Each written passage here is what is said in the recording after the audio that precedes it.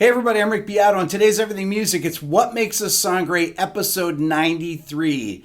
The band is Coldplay, and the song is The Scientist. Coming up next.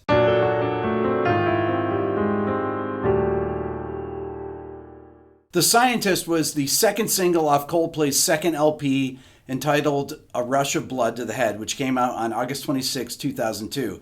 Now I have an interesting Chris Martin story from 2003.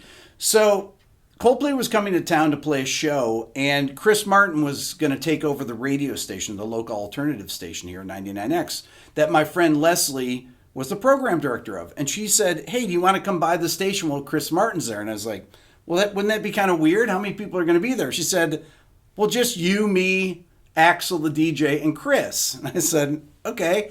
So I came up to the studio, and I loved this record, A Rush of Blood to the Head. It was one of my favorite records at the time. And she introduces me to him. She said, yeah, this is Rick. He's a producer friend of mine, and he's going to hang out. He says, okay, cool. He was such a nice guy. I mean, really self-effacing, just a really great guy. So we're talking. He's playing songs, and we talk while the songs are playing. And I said to him, do you ever get sick of hearing your songs? Do you listen to them on the radio? He says, no, I can't listen to any of our songs ever. If they come on the radio, I turn it off. I said, is there one song? There must be one song. He said, well, The Scientist is a song that I'm really proud of and I never get sick of. And I was like, well, that song is one of the best songs on the record. That and Amsterdam. I mean, this entire record is phenomenal. The second Coldplay record is just an amazingly great record. The record was produced and mixed by Ken Nelson, and the song is co-written by all four band members. Let's check out the intro.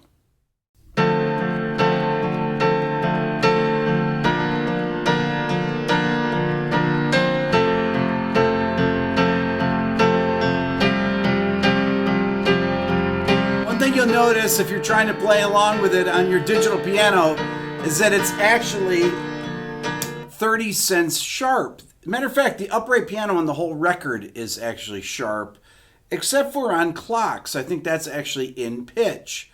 So the chords are D minor 7. So you get D minor triad in the left hand, and then C, D, F, A in the right hand. Then it goes to B flat major, first inversion. So you have D in the bass, and then F major in second inversion. So C, F, A, and then C sus4. I have a little delay here because I'm using a pitch change to tune it to the right key. So it would be like this.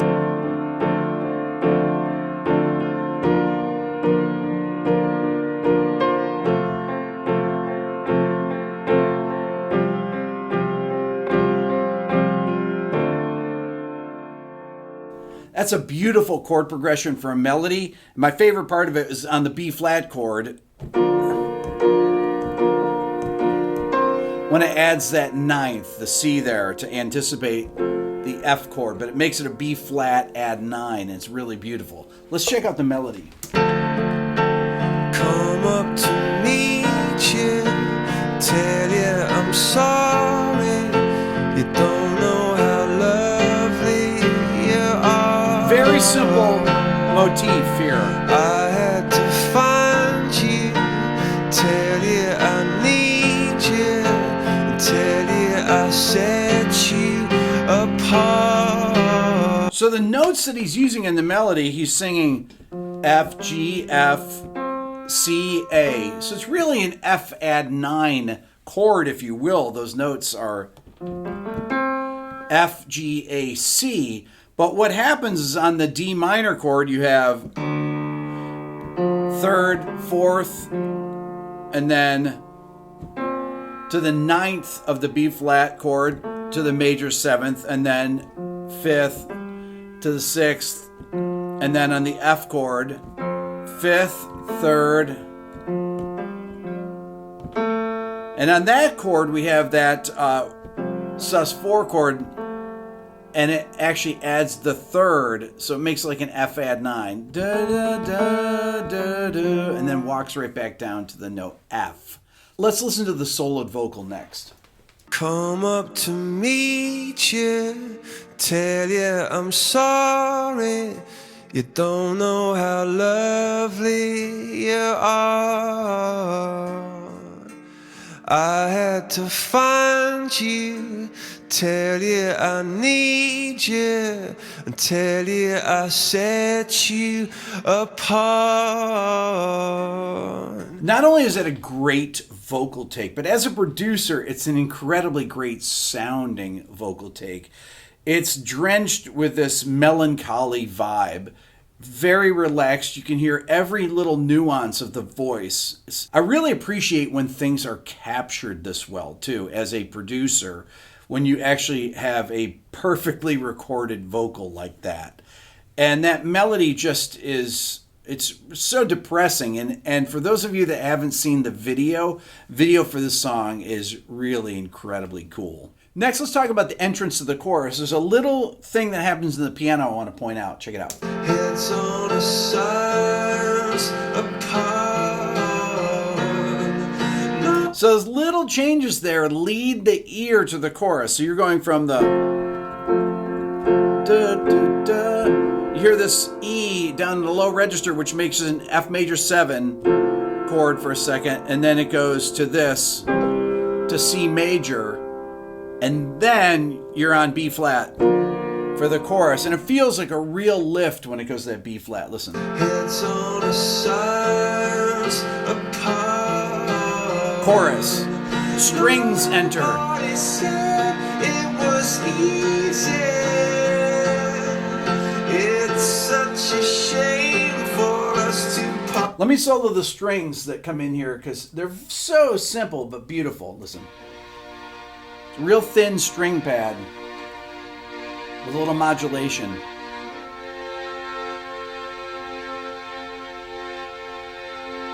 Very, very simple string part, right? It's just a synth string part. So you have a B flat major here.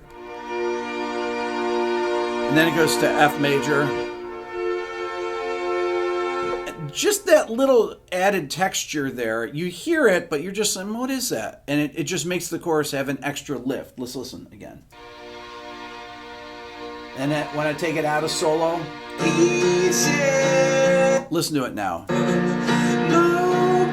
It's in there. And it's such a shame for us to part. The chords in the chorus are simply B flat to F to C sus4. But that C sus4, once the bass comes in, the bass is going to actually play F there. And that's actually going to become an F sus2 chord. So it's really B flat, F, F is the chorus there, right? So listen to that. Nobody said it was easy. But it's this chord right here. Such a shame for That us to part. when it goes to that suspended chord, suspended chords give you that feeling of uncertainty, of melancholy. Let's talk about the melody next. He goes up to the F. So on the melody, he's going on the B flat chord, the 5th, 3rd, 2nd. So you get that B flat add 9 sound. Once again, he's using those upper extensions.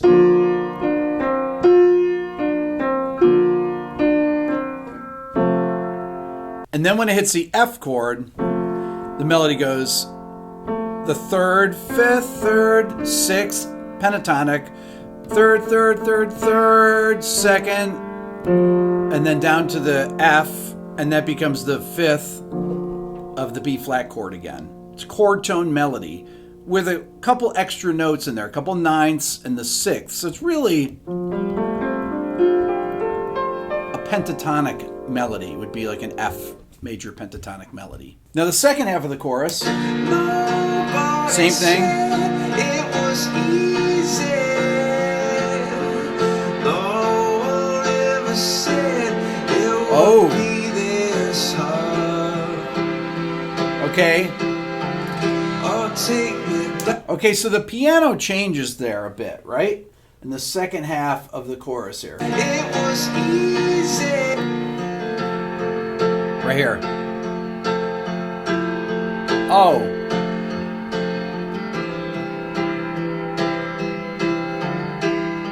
So what it does there is goes from F major, then it drops down to C over F, which is F major 9 to F major 6, and then back to C.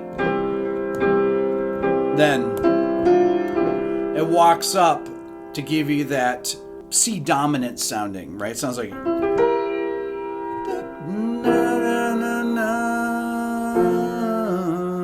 Right? It gives you that C7 to F, or 5-1 cadence. What happens between the vocal and the piano there is really beautiful. So it's like, no one ever said C major over F, so it's F major 9. It would be this, and that's F major 6. Be this hard. Oh, take me back. It goes up to that B flat in the melody, which makes it a C7 chord, C dominant. Oh, take me back. It's really cool, a tritone move. Oh, take me back to the start. And then there's that momentary sus4 dissonance there, which really grabs your ear. Start, and then down to the root of the F chord. On the C7 chord, the acoustic guitar enters, and that's the next layer of the arrangement. What they do with this arrangement is build one element at a time. You first heard the strings come in addition to the piano and vocal. And next, the acoustic guitar enters right there. I'll show you. The guitar is tuned in fourths, so C-F right there, which gives you nice F major chord, and then B flat, add 9.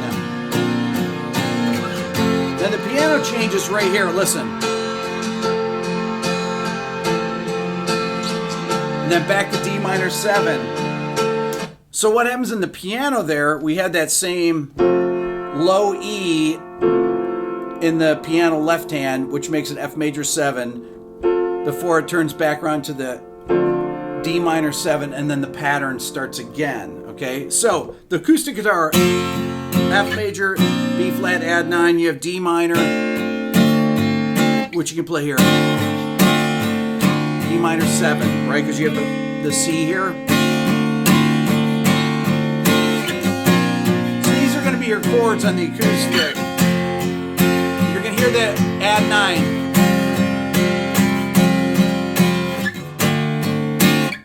That tuning allows for these really beautiful chord voicings to make that one acoustic guitar sound huge. Next, let's talk about the bass and drums. They enter in this next section after the interlude. 3, 4. I was just guessing at numbers and figures. Guy Berryman on the bass. You'll notice the bass sounds muted because it is. He plays with his hand, with the palm of his hand on the back near the bridge, and gives it a very muted but consistent sound, which gives the track a great low end. Muting with the palm of the right hand actually will give you a very consistent sound, and in some ways eliminates the need for using a compressor. It keeps the low end consistent and keeps the bass from having any notes that jump out. And if I put the bass and drums together, let's check them out here. The drums are very simple.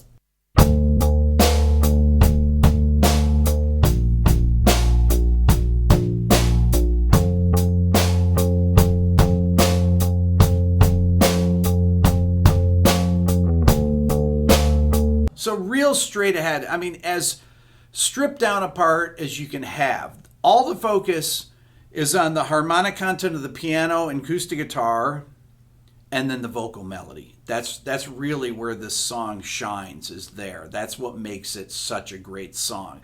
Bass and drums are strictly there for support. There's nothing fancy going on. Another thing that makes the song great are Johnny Buckland's electric guitar parts that enter in this next section. Let's check them out.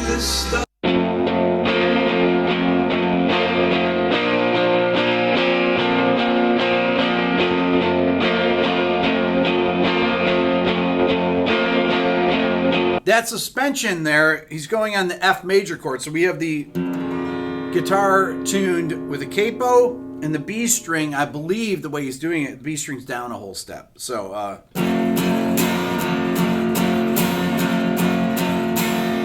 that dissonance there. When it's going sus4, back to the third. Once again, that creates that melancholy vibe, sadness, emotional interest in the song that is just hidden back there. But those are the kind of things that make you want to listen to the song over and over. There's also this. On the B flat chord. Da, da, da. Really great part. Let me play along with it here.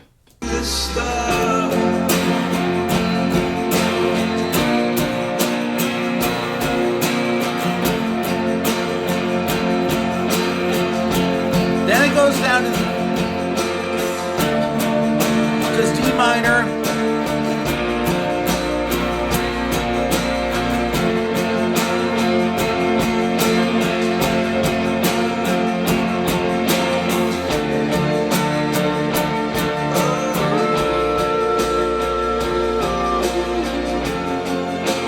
The droning, so you have the droning of that guitar part blended with the piano. Let me just play the guitars and the piano and the strings. Listen to these parts together.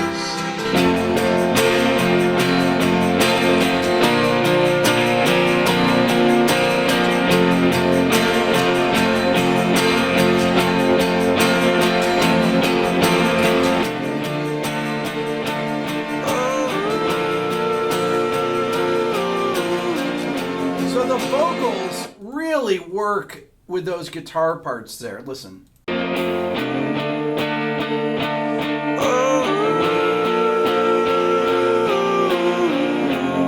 Perfect blend of the guitar tone that's real mid-rangey with not a lot of bottom end and these vocals. Listen to the vocals soloing.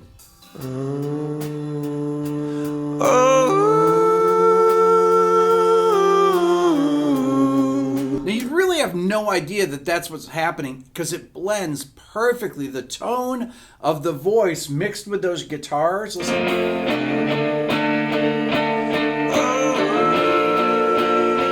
Huge. Then I put in the piano in there.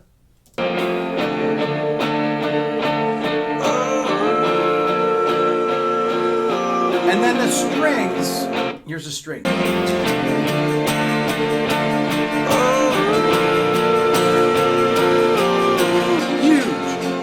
It's like, sounds like an orchestra. I mean, it's absolutely beautiful instrumentation and orchestration of really just a few different parts. Strings, 2 electric guitars, acoustic guitar, and piano.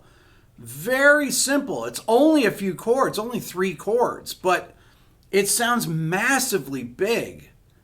That's what made Coldplay such a big band. Songs like The Scientist. To me, this is Coldplay's best record by far. The songwriting, arrangements, the engineering, mixing. They ought to get Ken Nelson to come back, in my opinion, and do a guitar-based record again, guitar and keyboards-based record like this. The writing is just so incredibly good on this record. That's all for now. Please subscribe here to my Everything Music YouTube channel. If you're interested in the Beato book, go to my website at www.rickbeato.com. The new Beato Book 4.0 is out. Check it out. Check out the new Beato Ear Training Program. If you go to beatoeartraining.com, watch the introduction video. And if you want to support the channel even more, think about becoming a member of the Beato Club. Thank you so much for watching.